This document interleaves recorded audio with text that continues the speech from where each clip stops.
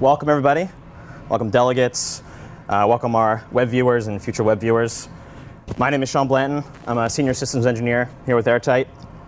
And today, my session is going to be talking about some of the new things that we're doing here when it comes to analytics and this concept that we're creating, which is this idea of social Wi-Fi. Really looking at the information that we can gather and how we can learn more, but also engage better with our users. Actually, though, before I get into this, I need to have a guest network that I can actually show you guys. So I'm going to stop over here and actually highlight our C55. The delegates are lucky. They're all going to get one of these when they leave today. But I really want to highlight all the things that we've talked about with customization, creating device templates, creating SSID profiles. There's a depth that you can go through, but a lot of them are also really easy to pre-provision. In fact, this device is equipped, as will all of yours, with a set of SSIDs that are already designed to create a secure corporate network, as well as a ready-made guest network. And a third network that will actually transfer you directly into the management console. So for, as David mentioned, while Wi-Fi is ubiquitous, there is huge room for growth. And there's a tremendous amount of no Wi-Fi and poor Wi-Fi environments. And a lot of those people that just don't have the time or the desire to configure a very highly customized network. So when it comes to these devices and these predefined templates that can be pulled down automatically as soon as the device is plugged in, well, everybody can have Wi-Fi. A ready-made corporate network, a ready-made guest network. And it really only takes a few moments for these devices to pop on. And when we have access to our ready-made networks. You have the opportunity to, of course, connect to, let me get out of here. You have the opportunity, of course, to get into it and actually customize it to a very deep depth. But these devices are, like I said, coming out with these pre-made networks that allow us to jump in very quickly.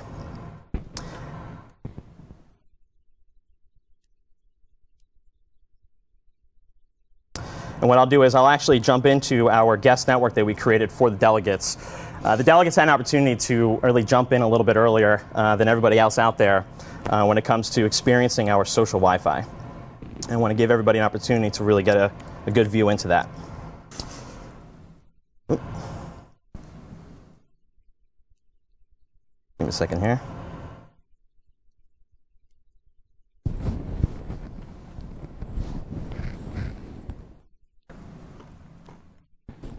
There we go. So we came up with this idea of social Wi-Fi. The idea was born from conversations with our retail customers. They were really looking for ways to build additional value on top of their Wi-Fi environments. We all know it. When we travel out there, there's a certain expectation that Wi-Fi is present. In fact, a lot of people make decisions on where they stay, where they eat, even places that they go to hang out, whether or not Wi-Fi is present. And so while Wi-Fi itself is a cost of business, we want to create and help create ways to better that experience. And so social Wi-Fi was an opportunity for really any organization that's looking to create a community for its users to activate those users. And so our social Wi-Fi right here gives us an opportunity to do so.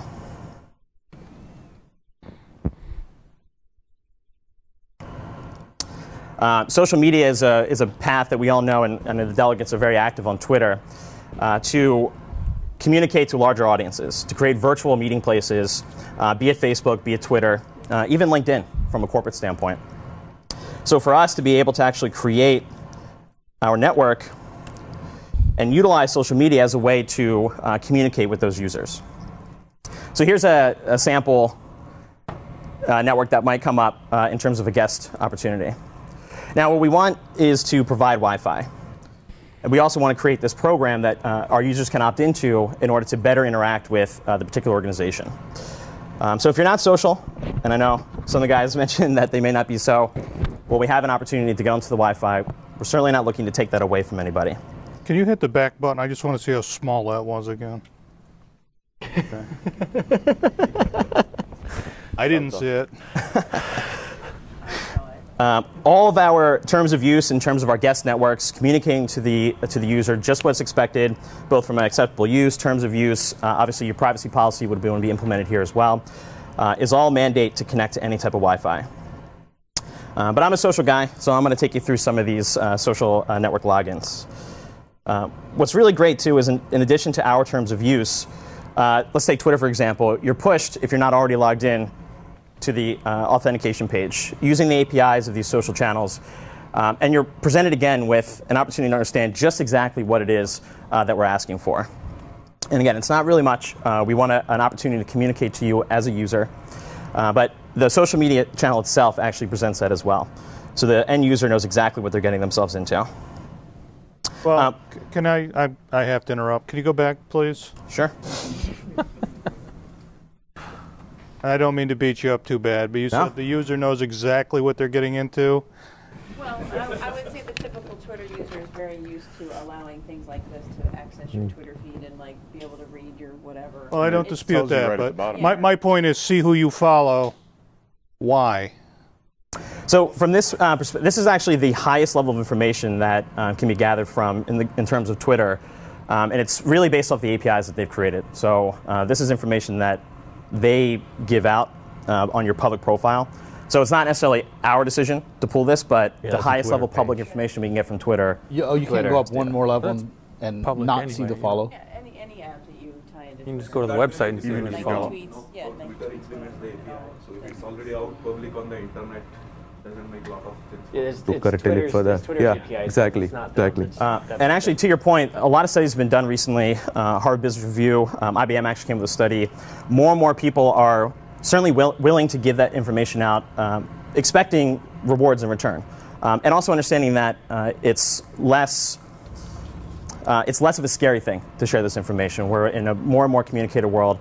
People are really engaging in this, using these channels to authenticate to apps and authenticate to other websites. I guess my point is, though, see who you follow, but then there's nothing about what the value is in that for either you or the user. I mean, it's like, okay, now what? It's a non-point. This isn't them. This is what Twitter's API base level is. So they could simply choose to completely ignore your Twitter follower list. It's just that's the least amount of access that Twitter will give. I'm with you. The only thing I'm challenging is and you know exactly what you're getting into. No, you're handing it off to Twitter and then using it as an excuse for not knowing what you're getting into.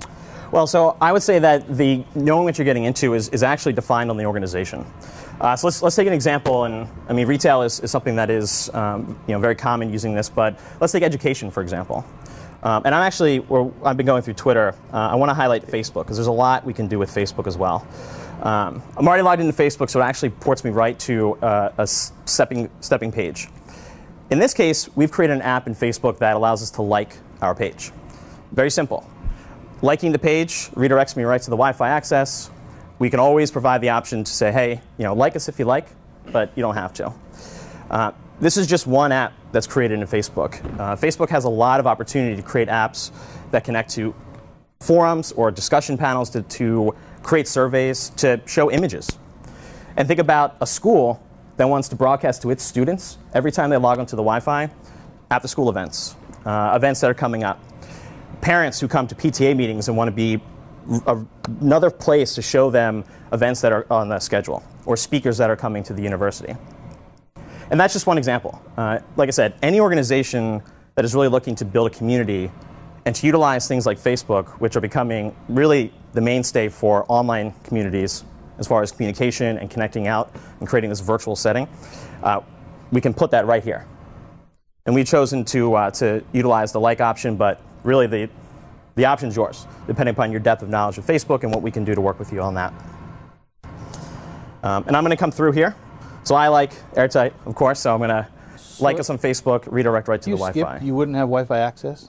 No, if you skip, you get right onto the Wi-Fi access. Did not imply that. It implied if you don't like, you won't get access. Really?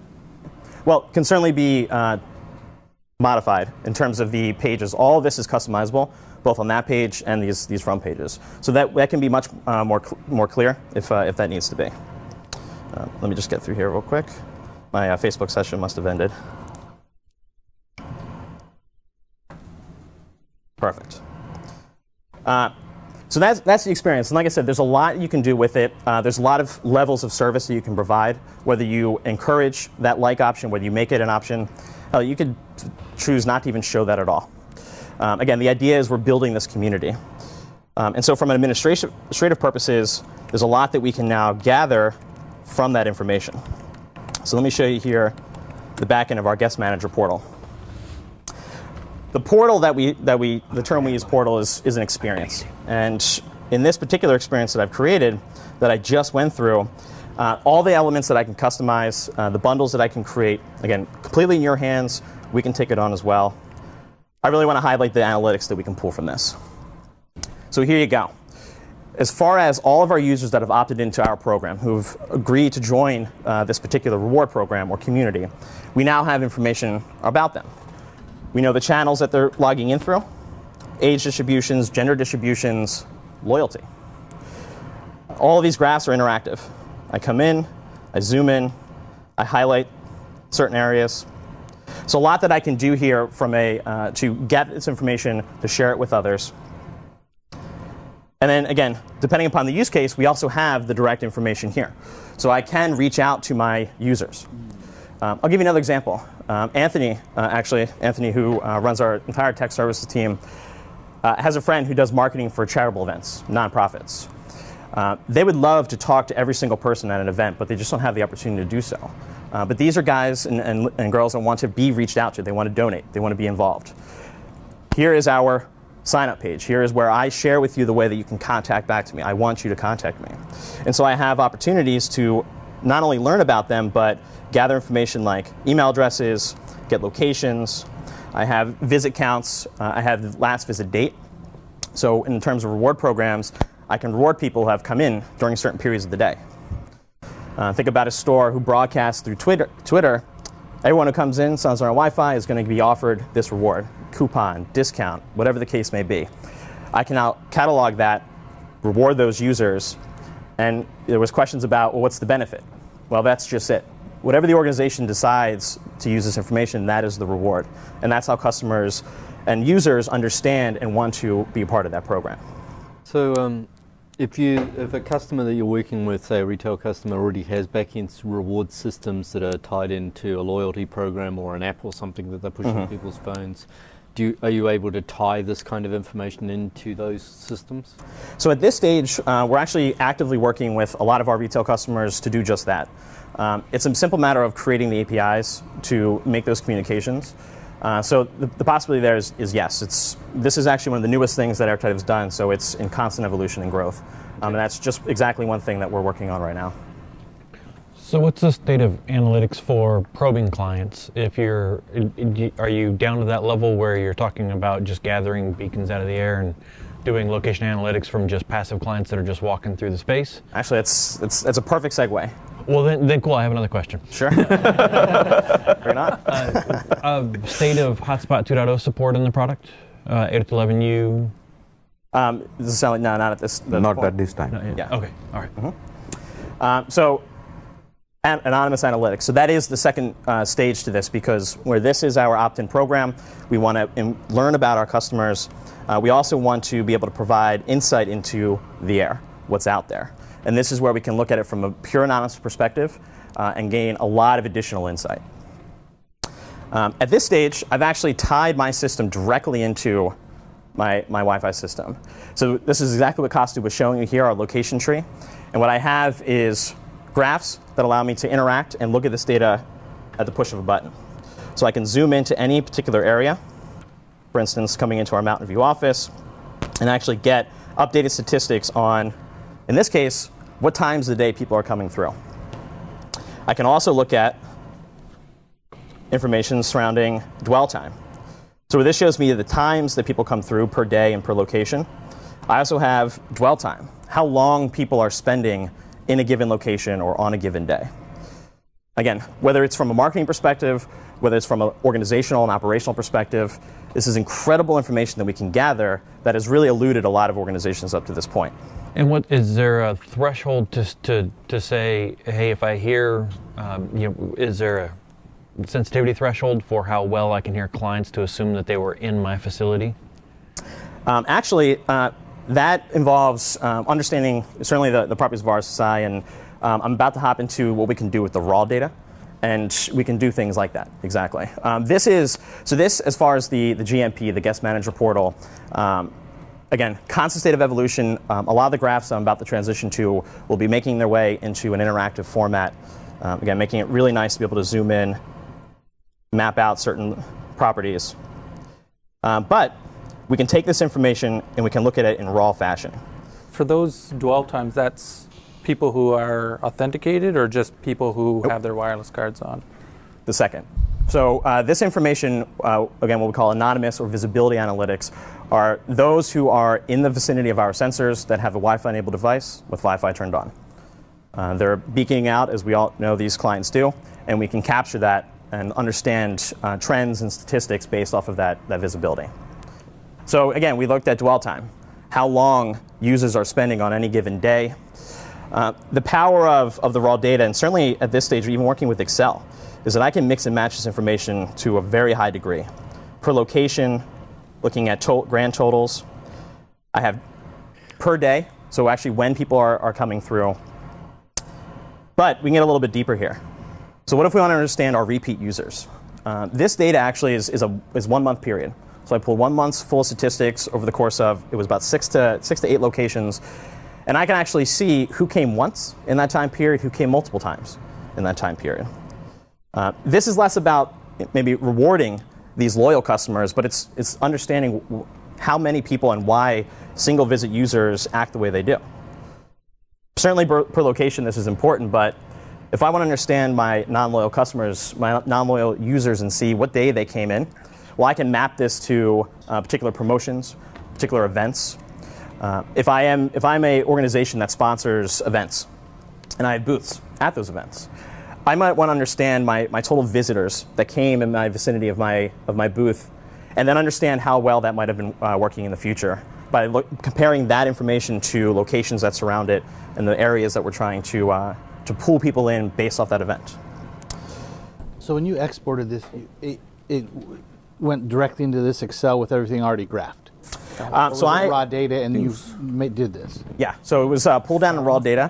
What I've done is I've actually created these graphs and created macros for these graphs that the data can be uploaded into, and then all the calculations and graphs are run so that they're ready-made.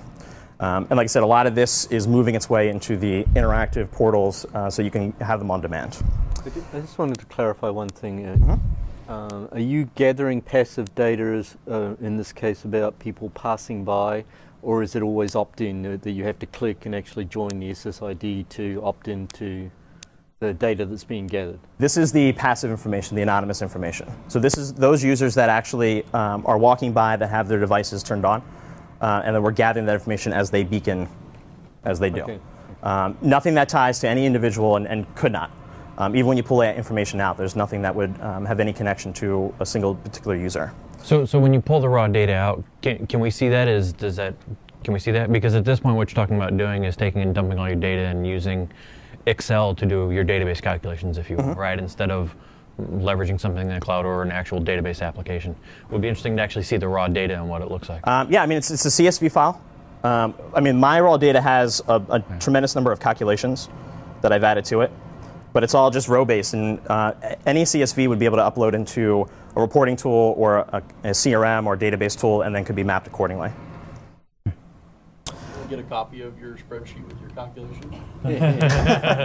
Yeah, I can't share all my secrets. No, actually, I can certainly show you too, because with your access points, you'll have full access to this type of data from your perspective. And I'm always willing to talk about what I've done and show you how I've done it. And we give that to customers, so everybody will get it. Yeah. Actually, you will all get a trial AP with you. And when you go to the console, you're going to download these macros directly from the console. Okay. Yeah. So you'll have it all. Yeah. Are you carrying the MAC addresses in the data? Not in this data. So it's in our product, as you saw with customer presentations, but we hash all the information coming out, so we don't have that information there. It's just the digits are randomized. It's a unique variable, but it's not tied back to the MAC. Because we're looking at the numbers as opposed to the individuals. This is a graph that were created based off of, we're talking about distance. Want to understand a certain threshold and being able to understand where people are on either threshold. Who walks into my building, right? Who's hanging out outside. And in this case, we looked at passive Wi-Fi counter. We also took time considerations as well. Because someone might come right by my counter, but just walk by. So they're not necessarily considered in my target group of data. And then, of course, trends. We always want to look at trends and how we're doing over time. So with the same information, I can actually look at, well, how consistent am I? In this case, looking at foot traffic on a per-day basis. Maybe I want to look at those single visitors. Am I constantly attracting new customers? These are the types of things that we can do with it. I could probably talk about this forever, and I'm happy to do so if you guys are interested in follow-ups. But at this point, I really want to transition to really our last major session with Hemant, because so much to do here, so much to do in the Wi-Fi space, so much to do on the security side, and it really is our cloud backend that powers that and enables our customers to have all of that in one. And so I'm really going to allow Hemant to discuss that in depth for you guys. Let me take 60 seconds and just ask you a philosophical question. Sure. Going back to like IP CCTV. Once upon a time, everybody was their own CCTV island. All of a sudden, everybody's got it. And guess what? The police want yours. They want to be into yours. They make agreements for federation. I know this is kind of over the hill, and this is just getting started. But to Kate's point, MAC addresses are being harvested. There's big data sets being harvested in all of these islands and housed in all of these islands. Do you ever see anybody, do you ever see this sort of stuff that's very,